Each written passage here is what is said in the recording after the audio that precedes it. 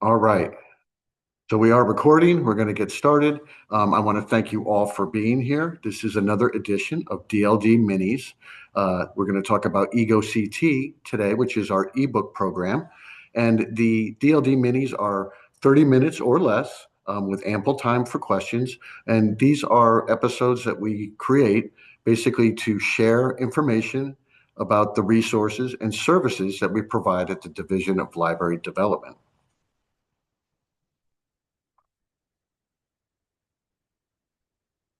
So, my name is Brad Bullis. I am the Digital Content and Innovation Coordinator here at the Division of Library Development. I oversee the eGo CT program, but I also oversee the Research at CT program, which is our database program. And I oversee the Request at CT program, which is the interlibrary loan program for the state of Connecticut, and with which we use fulfillment.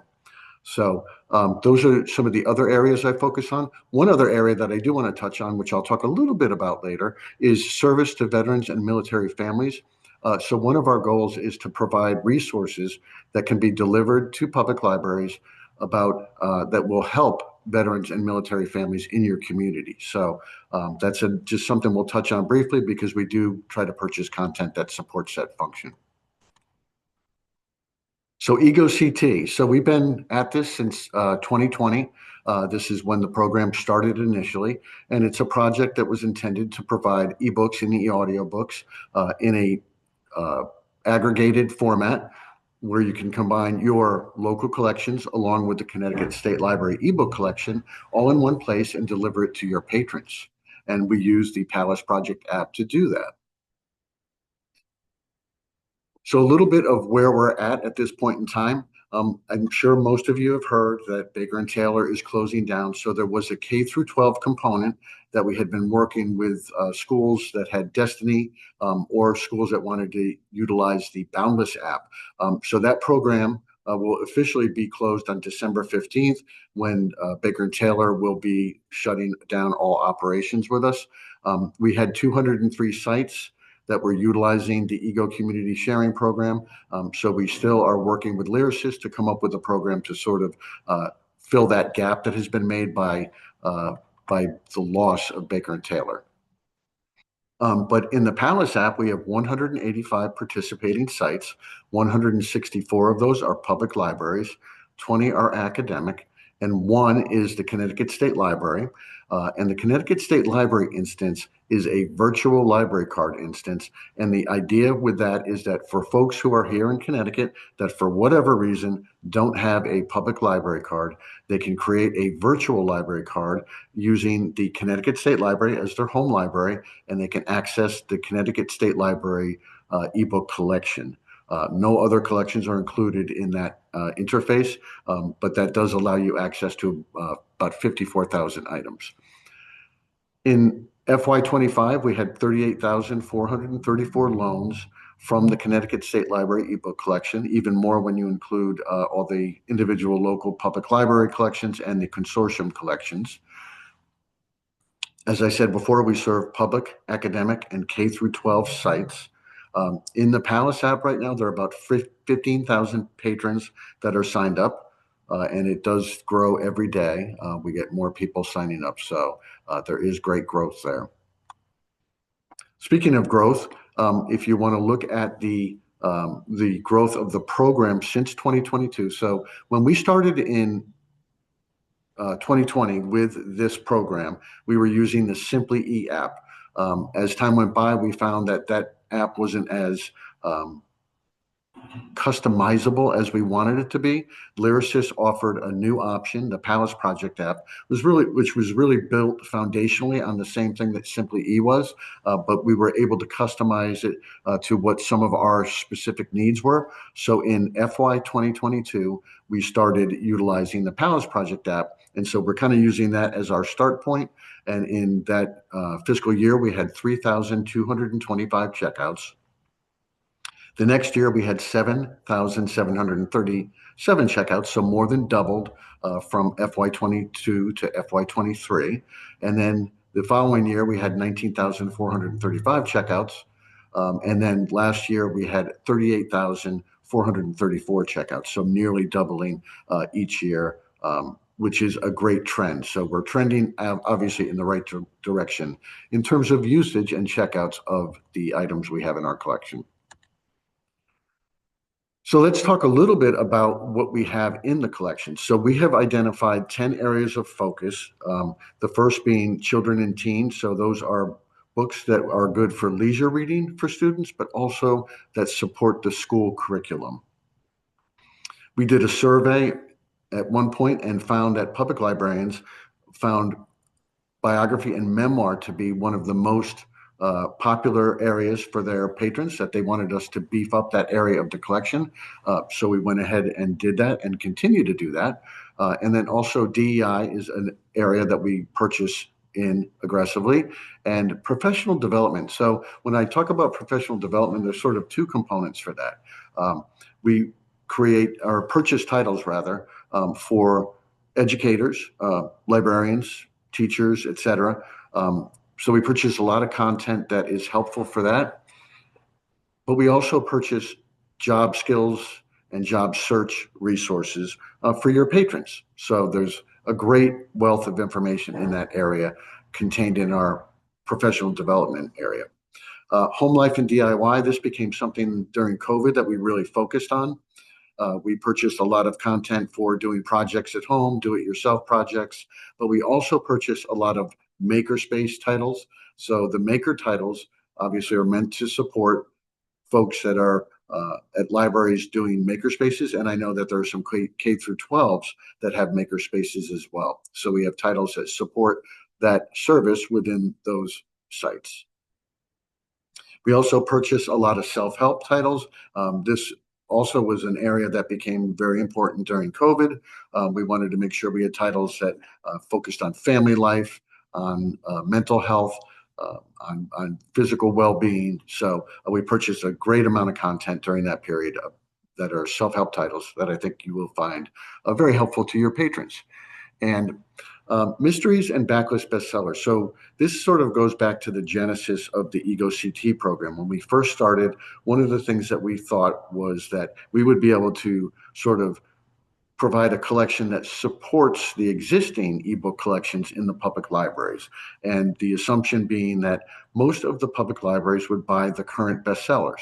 And then we would buy the backlist bestsellers. And along with those backlist bestsellers, a lot of those would be mysteries.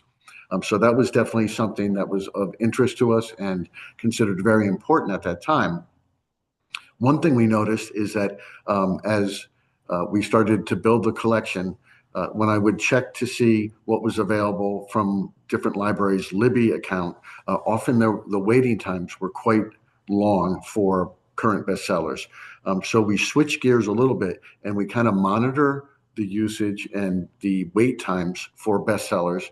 And if we see that there's a long wait list, then we try to buy some copies that we can share with public libraries throughout the state of Connecticut. So that's a little bit of a tweak to the collection development focus, but I think a good one. As I mentioned earlier, I oversee service to veterans and military families. So we try to buy content that supports that function so you can deliver that to service to veterans and military families in your community.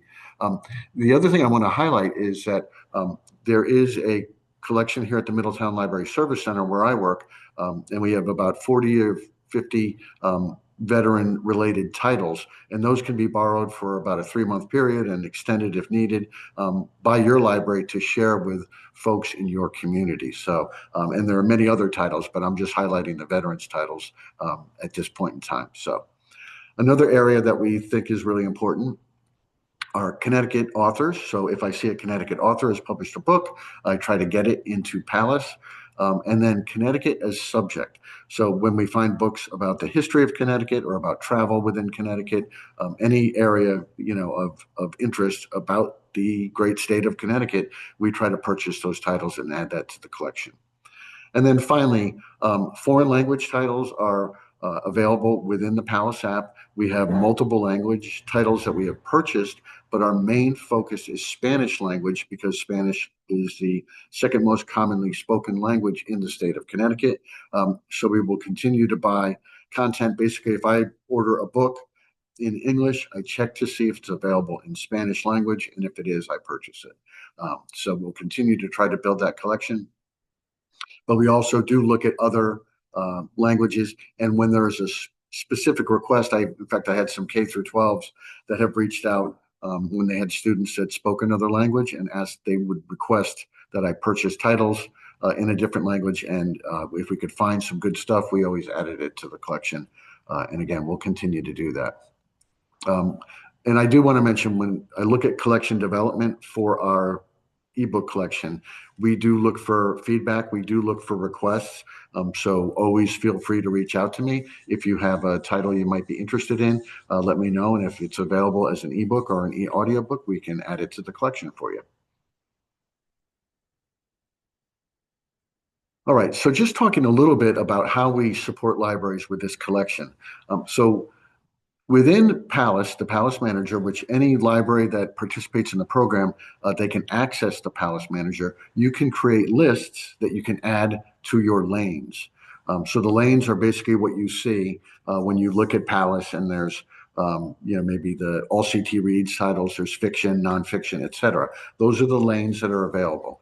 So if you are interested in a lane being added to your interface, we can create the list for you, or I can show you how to create that list.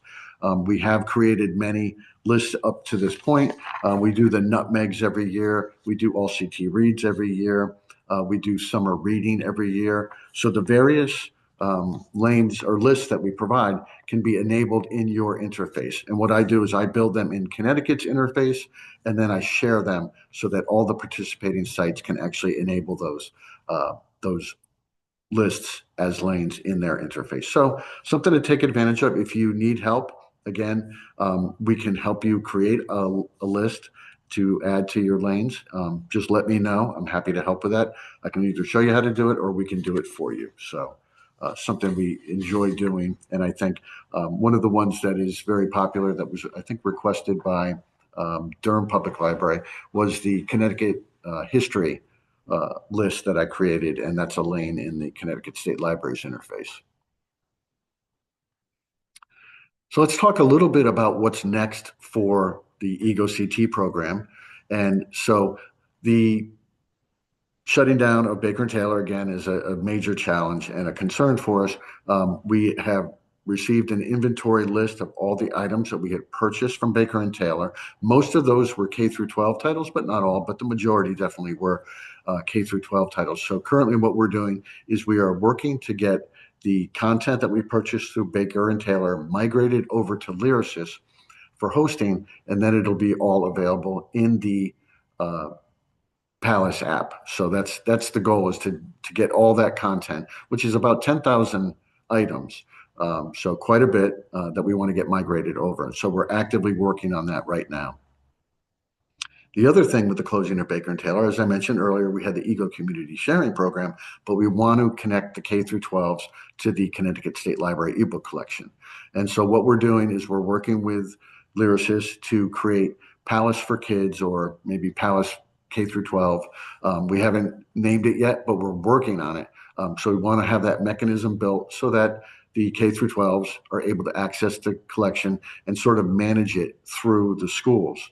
Now, with that, there's some pieces and parts of the puzzle that I've really wanted to see built for a long time. And so one is a web catalog, and we actually worked with Lyrasis over the summer and did some beta testing on the web catalog. And so that is complete. And I think it's pretty much ready to launch. But really, I think for the K through 12s, what becomes very important is to have a web reader built into it. And so because of the closing of Baker and Taylor and the needs that has generated, for folks like us and the K through 12s here in Connecticut, the web reader has gone up on the priority list. So Lyrasis is actively working on a web reader, and that will work with Chromebooks and computers so that students, the K through 12s, can access the content in a way that's not on a phone or a tablet. Not all students have phones, not all students have tablets, and definitely reading a book, an ebook, is much easier on a computer than it is on a cell phone. So that's one of the goals that we're really pushing right now to get that accomplished. So let's also talk about support. So there is plenty of support to be had from both lyricists and myself. There is the palaceproject.org library resources page, which has access to marketing materials, training materials, and different events that they provide, training sessions about Palace, the Palace Manager, the Palace Marketplace. So lots of information that you can get to make the delivery of the Palace Project app more effective to your patrons. So great information to be had there. There's also a support email. And so if you want to reach out to that Palace folks at Lyricist directly, you can use the support email there. Or you can also always reach out to me. If I can resolve the issue, I always do, but sometimes I end up just going to the support email as well because the back end work might have to be done by lyricists. But the other thing about that support email is if you are looking for print marketing materials, you can email them at that address and they will mail you marketing materials to share with your patrons to promote the Palace app. And then, of course, there's the egoct.org page. So that page is set up with lots of information when we have different training sessions, when we post new enhancements. We put that information up on the website and it's available for your use there. And again, my email is here at the bottom. You can always email me with any questions about the eGoCT program or any other library-oriented information you'd like to talk about. You can always reach out to me. So that's kind of the support piece. And with that, I believe we have somewhat quickly gone through all the information I wanted to share specifically today. So at this point, I believe we have the option to answer some questions. So if anyone has any questions, you could put it in the chat, or you could feel free to unmute yourself and ask any questions you might have. All right. Go ahead, Susan. I just wanted to know, so the web catalog's not available yet, right? Or is it? It is not. It has not been formally launched. I do have a link to it, so I'm able to see it. So it is up and running and it's live. There may be just a couple tweaks that they want to make. What they did is they beta tested with a lot of folks like me across the country who oversee, the different state coordinators for the Palace Project. And so I think there were a couple instances where there was feedback that they wanted to act on. And so they're trying to incorporate that feedback so that the product is really ready to go when they actually make it live. The other thing about that is, I do find that the web catalog is a nice to have type of thing, but without the web reader, it's not quite as impactful. So I'm really hoping that they get that web reader set up and completed in a timely manner. Okay, thank you. You're welcome. Anyone else have any questions? We have lots of time. I do. Oh, please go ahead. Hi. Hi. Barbara from Wallingford Library. Hi, Barbara. How are you? Nice to see you. Thank you for Nice to this. see you. Thank you for being here. We've been encouraging folks to investigate Palace, and I've been actually doing the Palace Project, and I've been also doing my own little investigation, and I use it a lot. And I just want to be sure that I have this understanding, which is pretty fundamental and probably important. The Palace app are primarily titles that the state library has purchased that are available for residents of Connecticut. That's correct. So the Palace app foundationally is really just the Connecticut State Library ebook collection. But the way Palace works is it incorporates multiple streams of content. So, Baker and Taylor obviously is no longer with us, but you could incorporate their content. Overdrive content is included. Biblioboard content is included. Hoopla is not currently included, but libraries choose what streams of content that they want to include. So most libraries have shared all the ebook content that they have in addition to the Connecticut State Library ebook collection, and they sit side by side. Obviously, when you share your Overdrive collection or any other collection, it's only shared with your patrons, while the Connecticut State Library ebook collection is shared with everybody.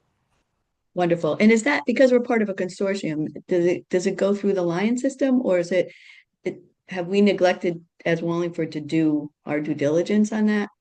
Or does I it go through believe the, I believe when the setup was made that you put in all your local collections and then also your consortium collections. Most of okay, the libraries that participate, if they're a member of a consortium, then they're having access to that content through the Palace app. okay, perfect. Just wanted to be clear. Thank you. It's You're great. welcome. Thank you.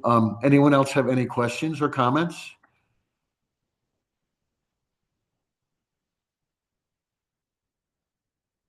All right. Well, if there are no more questions, we'll wrap up a little bit early. You get 10 minutes back to your day. I do want to encourage you to reach out to me if you have any questions or concerns. Obviously, my email address is in well, it's everywhere on our LibGuide, but it's also in this presentation. This will be posted on our DLD Minis page. So check it out again if you want to review some of the information that was provided. Um, Again, if you do want marketing materials, you can either reach out to me and I'll reach out to Lyricist for you, but otherwise you can use that support email that I mentioned and you can get marketing materials that will be mailed directly to your library. So take advantage of the resources that are provided.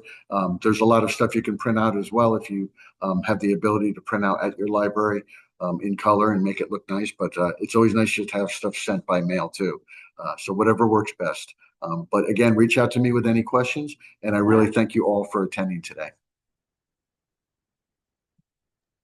Thank you. Bye, everybody.